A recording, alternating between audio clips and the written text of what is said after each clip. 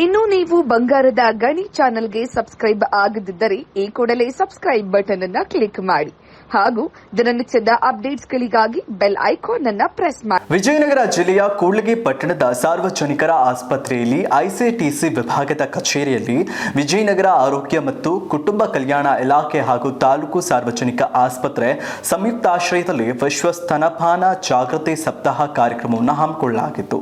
ವೈದ್ಯರಾದಂತಹ ನಿರಂಜನ್ ಅವರು ಕಾರ್ಯಕ್ರಮವನ್ನು ಉದ್ಘಾಟಿಸಿ ಮಾತನಾಡಿದರು. ಮಗುವಿಗೆ ತಾಯಿಯ ಮೊದಲ ಡಾಕ್ಟರ್ ಆಗಿರ್ತಾಳೆ. ಮಗು ಜನಿಸಿದ 1 ಗಂಟೆಯೊಳಗೆ ತಾಯಿಯ ಎದೆ ಹಾಲು ಕುಡಿಸಬೇಕು. ಮಗುವಿಗೆ 6 ತಿಂಗಳವರೆಗೆ ತಾಯಿಯ ಎದೆ ಹಾಲು ಮಾತ್ರ ಕುಡಿಸಬೇಕು. 6 ತಿಂಗಳ ನಂತರ ದ್ರವ ಪೌಷ್ಟಿಕ ಆಹಾರವನ್ನು ತಿನ್ನಿಸಬೇಕು. ತಾಯಿಯ ಗರ್ಭಾವಸ್ಥೆಯಲ್ಲಿದ್ದಾಗ ಹೆಚ್ಚಾಗಿ ಪೌಷ್ಟಿಕ ಆಹಾರಗಳನ್ನು ದಿನನಿತ್ಯ ಆಹಾರದಲ್ಲಿ ಸೇವಿಸ್ತಾ ಇರಬೇಕು.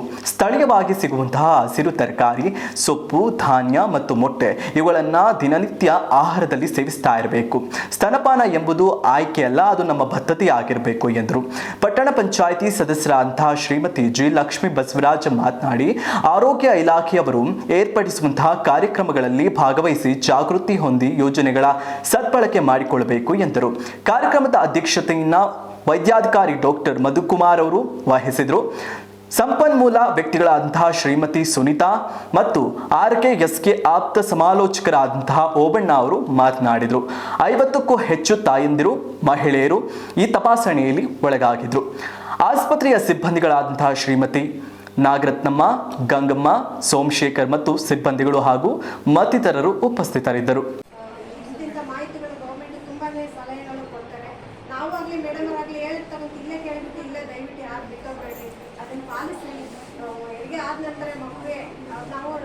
ದೊಡ್ಡರಾಗೋವರೆಗೂ ನಾವು ಕೆಲಸ ಮಾಡುವಂಥದ್ದು ಏನಿಲ್ಲ. ಸ್ವಲ್ಪ ಮಗು ದೊಡ್ಡರಾಗೋವರೆಗೂ ಕೇರ್ ತಗೊಂಡು ಆ ಮಗುವಿಗೆ ಕರ್ಕೊಂಡು ಹಾಲು ಕುಡಿಸಿ ಮಗುಗೆ ಬೇಕಾದಂಥ ಎಲ್ಲ ಆರೈಕೆಗಳು ಡೆಲಿವರ್ ಆದಮೇಲೂ ನಮಗೇನು ಬೇಕೋ ಎಲ್ಲ ಶಕ್ತಿಗಳನ್ನು ನಾವು ಮನೆಯಲ್ಲೇ ಉಪಯೋಗಿಸ್ಕೊಂಡು ಅದನ್ನು ಅದೊಂದು ಸಣ್ಣ ಪುಟ್ಟದು ಇರುತ್ತೆ. ಅವನ್ನೆಲ್ಲ ತಿಳ್ಕೊಳ್ಳಿ. ಡ್ರಾಪ್ಸ್ ಎಷ್ಟು ಹಾಕಬೇಕು ಮಕ್ಕಳಿಗೆ ಅದನ್ನು ಇರುತ್ತೆ. ಸಣ್ಣ ಮಕ್ಕಳಿಗೆ ಡ್ರಾಪ್ಸ್ ಹಾಕಬೇಕು, ದೊಡ್ಡ ಮಕ್ಕಳಿಗೆ ಸಿರಪ್ ಹಾಕಬೇಕು. ಯಾವಾಗಲೂ ಮನೆಯಲ್ಲಿ ಸಣ್ಣ ಪುಟ್ಟ ಮೆಡಿಸಿನನ್ನು ಇಟ್ಕೋಬೇಕು. ಪ್ಯಾರಾಸಿಟಮಾಲ್ ಆಗಲಿ. ಇನ್ನೊಂದು ಇಲ್ಲಿ ಎಲ್ಲ ತುಂಬ ಚೆನ್ನಾಗಿ ಹೇಳಿದರು. ಈ ಸುನೀತಾ ಮೇಡಮ್ ಆಗಿರ್ಬೋದು, ಇವ್ರು ಆಗಿರ್ಬೋದು, ಮೇಡಮ್ ಆಗಿರ್ಬೋದು, ಮಕ್ಕಳಿಗೆ ಎದುರಾಗಿ ನಿಲ್ಲಿಸಬೇಕು. Very good. ಎಲ್ಲ ಹೇಳಿದ್ದಾರೆ, ಚೆನ್ನಾಗಿ ಹೇಳಿದ್ದಾರೆ, ನಿಮ್ಗೆ ಅರ್ಥ ಆಗಿದೆ. ಮನೆಯಲ್ಲೇ ಜಾಸ್ತಿ ಇರುತ್ತೆ, ಅದನ್ನೇ ನಾನು ಯೂಸ್ ಮಾಡ್ಕೋಬೇಕು. ಆಮೇಲೆ ಡೆಲಿವರಿ ಆದಮೇಲೆ ಆದ್ರೂ ಮೇಡಮ್ ಒಂದು ಮಾತು ಹೇಳಿದರು, ನೀವು ನೆಗ್ಲೆಕ್ಟ್ ಮಾಡಿ ಮಕ್ಕಳನ್ನ ಮರೆಸ್ಕೊಂಡು ಹಾಲು ಕುಡಿಸ್ಬಾರ್ದು ಅಂತೇಳಿ ಅಂದ್ಕೊಂಡು ಇನ್ಸ್ಟೆಂಟು ಹೇಳ್ತಾ ಇದ್ದೀನಿ. ನಮಗೆ ಸ್ವಲ್ಪ ಗೊತ್ತಿರೋಂಥವ್ರೆ. ನನ್ನ ಮಗಳ ಏಜ್ 13 ವರ್ಷ ಮಗು, ಹೆಣ್ಮಗು ಆಗಿತ್ತು ಅವರಿಗೆ. ರಾತ್ರಿ ಮಲಗುವಾಗ ಮಲಗಿಸ್ಕೊಂಡು ನಿದ್ದೆಯಲ್ಲಿ ನೆಗ್ಲೆಕ್ಟಿಂದ ಹಾಲು ಕುಡಿಸುವಾಗ ಮಗನೂ ಅದೊಂದು ಸಣ್ಣ ಪುಟ್ಟದು ಇರುತ್ತೆ.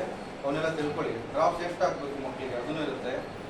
ಸಣ್ಣ ಮಕ್ಕಳಿಗೆ ಡ್ರಾಪ್ಸ್ ಹಾಕಬೇಕು, ದೊಡ್ಡ ಮಕ್ಕಳಿಗೆ ಸಿರಪ್ ಹಾಕಬೇಕು. ಯಾವಾಗಲೂ ಮನೆಯಲ್ಲಿ ಸಣ್ಣ ಪುಟ್ಟ ಮೆಡಿಸಿನನ್ನು ಇಟ್ಕೋಬೇಕು. ಪ್ಯಾರಾಸಿಟಮಾಲ್ ಆಗಲಿ. ಇನ್ನೊಂದು ಇಲ್ಲಿ ಎಲ್ಲ ತುಂಬ ಚೆನ್ನಾಗಿ ಹೇಳಿದರು. ಈ ಸುನೀತಾ ಮೇಡಮ್ ಆಗಿರ್ಬೋದು, ಇವ್ರು ಆಗಿರ್ಬೋದು, ಮೇಡಮ್ ಆಗಿರ್ಬೋದು, ಮಕ್ಕಳಿಗೆ ಎದುರಾಗಿ ನಿಲ್ಲಿಸಬೇಕು. Very good. ಎಲ್ಲ ಹೇಳಿದ್ದಾರೆ, ಚೆನ್ನಾಗಿ ಹೇಳಿದ್ದಾರೆ, ನಿಮ್ಗೆ ಅರ್ಥ ಆಗಿದೆ.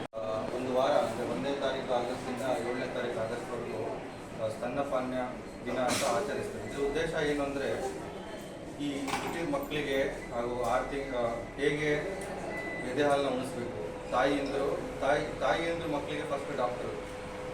ನಾವು ಮಕ್ಕಳ ಡಾಕ್ಟರ್ ಆಗಿರ್ತೀವಿ, ನಾವು ಸೆಕೆಂಡ್ ಡಾಕ್ಟರ್ ಅಂತಲೇ ಹೇಳ್ಬೋದು. ಫಸ್ಟ್ ತಾಯಿಯಂದರು ಡಾಕ್ಟ್ರುಗಳು ಆಗಬೇಕು. ಅಂದರೆ ಸಣ್ಣ ಪುಟ್ಟ ವಿಷಯಗಳನ್ನ, ಇದು ಏನು ಒಳ್ಳೆಯದು, ಏನು ಕೆಟ್ಟದ್ದು, ಮಗುಗೆ ಯಾವಾಗ ಡಾಕ್ಟ್ರ್ ಹತ್ರ ಕರ್ಕೊಂಡು ಹೋಗಬೇಕು, ಇದು ತಾಯಿಯಂದ್ರಿಗೆ ಗೊತ್ತಿರಬೇಕು. ಸಣ್ಣ ಪುಟ್ಟ ಮೆಡಿಸಿನ್ ಹಾಕೋದು ಗೊತ್ತಿರಬೇಕು. ಈಗ ಜ್ವರ ಬಂದರೆ ಪ್ಯಾರಾಸಿಟಮಾಲ್ ಹೆಂಗೆ ಹಾಕ್ಬೇಕು. ಯಾಕಂದರೆ ಈ ಮಗು ಏನೇ ಸಮಸ್ಯೆ ಆಗೋದು, ಈ ಒಂದು ತಾಸು ಏನಿರುತ್ತಲ್ಲ, ಅದು ಗೋಲ್ಡನ್ ಅವರ್ ಅಂತಾರೆ. ಏನೇ ಸಮಸ್ಯೆ ಆಗಲಿ ನೀವು ಡಾಕ್ಟರ್ ಸಿಗಬೇಕಂದ್ರೆ ನಿಮಗೆ 1-2 ತಾಸು ಬೇಕಾಗ್ಬೋದು. ನೀವು ಹಳ್ಳಿಯಲ್ಲಿ ಇರ್ತೀರಿ, ಅಲ್ಲೆಲ್ಲ ಮಕ್ಕಳು ಡಾಕ್ಟರ್ ಇರೋದಿಲ್ಲ. ಇಂಥ ಮಾಹಿತಿಗಳು ಗೌರ್ಮೆಂಟ್ ತುಂಬಾ ಸಲಹೆಗಳು ಕೊಡ್ತಾರೆ. ನಾವಾಗಲಿ ಮೇಡಮರಾಗಲಿ ಹೇಳ್ತಾರೆ, ಇಲ್ಲೇ ಕೇಳಿಬಿಟ್ಟು ಇಲ್ಲೇ ದಯವಿಟ್ಟು ಯಾರು ಬಿಟ್ಟೋಗ್ಬೇಡಿ, ಅದನ್ನು ಪಾಲಿಸಿ. ಹೆರಿಗೆ ಆದ ನಂತರ ಮಗುವೆ ನಾವು ದೊಡ್ಡರಾಗೋವರೆಗೂ ನಾವು ಕೆಲಸ ಮಾಡುವಂಥದ್ದು ಏನಿಲ್ಲ. ಸ್ವಲ್ಪ ಮಗು ದೊಡ್ಡರಾಗೋವರೆಗೂ ಕೇರ್ ತಗೊಂಡು